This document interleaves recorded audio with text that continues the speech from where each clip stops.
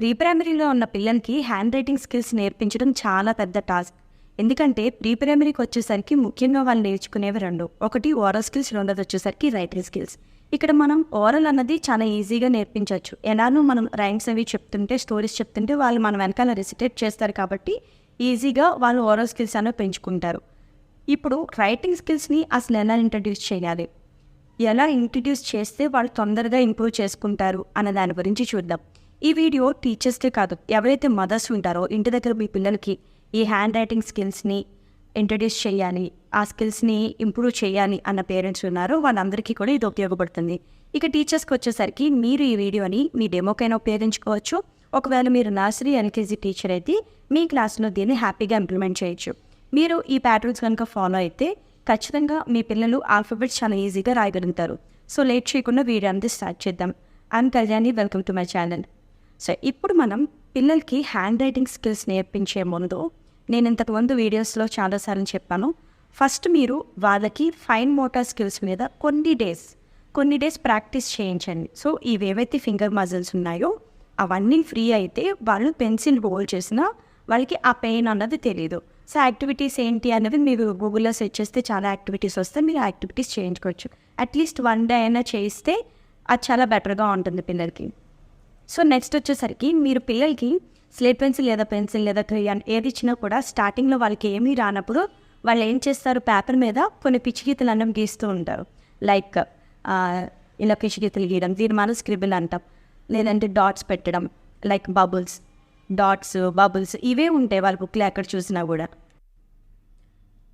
ఒకవేళ వాళ్ళు మీరు స్టార్టింగ్లో ఇవ్వగానే ఇలాంటి పిచ్చిగీతలు గీయడం స్టార్ట్ చేస్తే వాళ్ళని మీరు ఎలాంటి ఇబ్బందులు పెట్టద్దు. 1 లేదా 2 రోజులు వాళ్ళని అలా చేయనివ్వండి. అలా చేయడం వల్ల వాళ్ళకి ఆ పెన్సిల్ హోల్డ్ చేయడం అన్నది ప్రాక్టీస్ అవుతుంది. సో స్టార్టింగ్లో వాళ్ళు కేర్లెస్గా ఏవో ఒక పిచ్చిగీతలు గీస్తారు. ఈవెన్ కొన్ని టెక్స్ట్ బుక్స్లో ఈ స్క్రిబ్లింగ్ కానీ డాట్స్ పెట్టడం కానీ ఒక ఎక్సర్సైజ్లా ఇంట్రడ్యూస్ చేస్తారు మీరు ప్రీ ప్రైమరీ టెక్స్ట్ బుక్స్ చూసినట్టయితే. సో వీళ్ళు ఏవైతే ఈ డాట్స్, స్క్రిబుల్స్, ఈ పిచ్చిగీతలు గీయడం నేర్చుకుంటారో తర్వాత మనం వాళ్ళకి ఇంట్రడ్యూస్ చేయాల్సినవి ఏంటంటే ప్యాటర్న్స్. సో ఈ ప్యాటర్న్స్ని మనం పిల్లలకి ఇంట్రడ్యూస్ చేయాలి. సో ఎలా ఇంట్రడ్యూస్ చేస్తామంటే ఇక్కడ మనకి ప్యాటర్న్స్లో కూడా 2 టైప్స్ ఉంటాయి. సో ఫస్ట్ వన్ వచ్చి లైన్స్, సెకండ్ వన్ వచ్చేసరికి కర్వ్స్. సో మీరు ఎలా స్టార్ట్ చేయాలంటే లైన్స్ దగ్గర నుంచి స్టార్ట్ చేయాలి. లైన్స్ చాలా ఈజీగా ఉంటే వాళ్ళు ఈజీగా నేర్చుకోగలుగుతారు. సో లైన్స్లో మనకి బేసిక్ ప్యాటర్న్స్ వచ్చేసరికి 5 ఉంటాయి. ఇక్కడ చూడండి, దీన్ని మనము స్టాండింగ్ లైన్ అంటాం. ఇక్కడ మీకు ఇండికేట్ చేశాను ఎటు నుంచి స్టార్ట్ చేయాలన్నది. సో అప్ నుంచి డౌన్కి రావాలి, దీన్ని మనం స్టాండింగ్ లైన్ అంటాం. నెక్స్ట్ వన్ వచ్చేసరికి స్లీపింగ్ లైన్ అంటాం. సో నెక్స్ట్ వచ్చేసరికి ఈ రెండింటిని మనము స్లాంటింగ్ లైన్స్ అంటాం.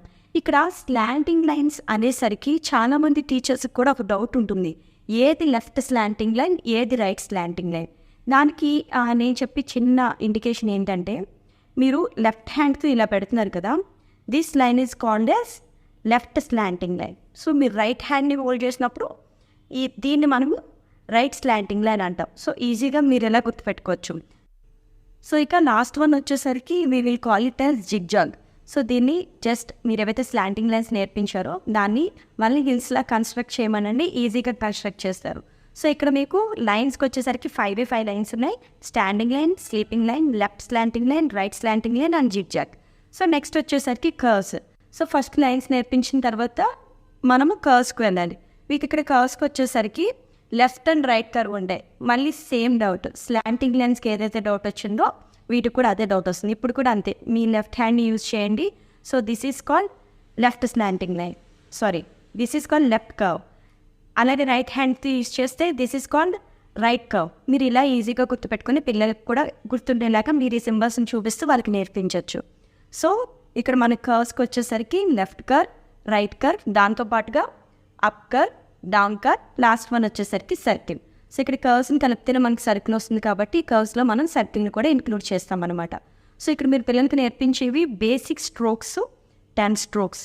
ఈ 10 స్ట్రోక్స్ని మీరు సరిగ్గా నేర్పించగలిగితే ఈజీగా ఆల్ఫాబెట్స్ని ఇంట్రడ్యూస్ చేయొచ్చు. సో ఇప్పుడు మన పిల్లలకి లైన్స్ మనం నేర్పించేసాం కాబట్టి ఏని వాళ్ళ చేత దిద్దించకుండా కన్స్ట్రక్ట్ చేయించాలనుకోండి. మీరు చూడండి, ఇక్కడ ఎన్ని లైన్స్ యూజ్ చేసాం, 3 లైన్స్ యూజ్ చేసాం. ఒక రైట్ స్లాంటింగ్ లైన్, ఒక లెఫ్ట్ స్లాంటింగ్ లైన్, అలాగే ఒక స్లీపింగ్ లైన్. సో వారికి చెప్తున్నప్పుడు మనం ఏం చేస్తామంటే ఇన్స్ట్రక్షన్స్ ఇస్తాం.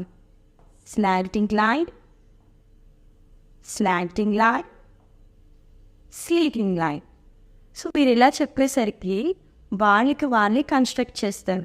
సో కన్స్ట్రక్ట్ చేసినప్పుడు వాళ్ళని కొంచెం మీరు అప్రిషియేట్ చేస్తే ఈ కన్స్ట్రక్షన్ అన్నది వాళ్ళకు గుర్తుండిపోతుంది. మీరు బండగా బట్టి పద్ధతుల్లో ఏమి దిద్దించాల్సిన అవసరం లేకుండా మీకు ఏవైతే మనకి A to Z లెటర్స్ ఉన్నాయో, క్యాపిటల్ లెటర్స్, అవన్నీ కూడా మనం స్ట్రోక్స్ యూజ్ చేసి చాలా ఈజీగా వాళ్ళ చేత కన్స్ట్రక్ట్ చేయించవచ్చు. So construction is different. మీరు ఏదైతే వాళ్ళు ఓన్గా వాళ్ళని చేయనిస్తారో వాళ్ళు చాలా ఈజీగా గుర్తుపెట్టుకుంటారు. సో మీరు కన్స్ట్రక్షన్ కూడా ఇక్కడే చేయించక్కర్లేదు. కొంచెం శాండ్ తీసుకుని శాండ్లో ట్రేస్ చేయించవచ్చు. సో ట్రేస్ చేసిన మనకు ఆ లెటర్ అన్నది గుర్తుండిపోతుంది. లేదంటే క్లే ఉంటుంది, క్లే ద్వారా బౌల్ చేయించవచ్చు. సో రకరకాల ప్యాటర్న్స్ ఉంటాయి మీరు నేర్పించడానికి. సరైన పద్ధతిలో మీరు నేర్పిస్తే వాళ్ళు స్టార్టింగ్ నుంచి కొంచెం కూడా స్ట్రెస్ తీసుకోకుండా ఒక యాక్టివిటీ లాగా దాన్ని చేసుకుంటూ ఉంటారు. సో మనం ట్రేసింగ్ తర్వాత ఇవి స్లేట్ మీద రాయిస్తే ఇంకాస్త బాగా రాస్తారు. సో ఎవరైతే మదర్స్ ఉంటారో వాళ్ళకి ఇంటి దగ్గర చాలా టైం ఉంటుంది. ఎందుకంటే టీచర్స్కి మేబీ షెడ్యూల్ ఎక్కువ ఉండొచ్చు, వాళ్ళ స్కూల్లో అలా చేయొచ్చు, చేయకపోవచ్చు. బట్ మీ ఇంటి దగ్గర మదర్స్ ఎవరైనా అయితే చూస్తే మీరు ఈ ప్యాటర్న్స్ యూజ్ చేసి మీరే మీ పిల్లలకి నేర్పించుకోవచ్చు. Thank you for watching.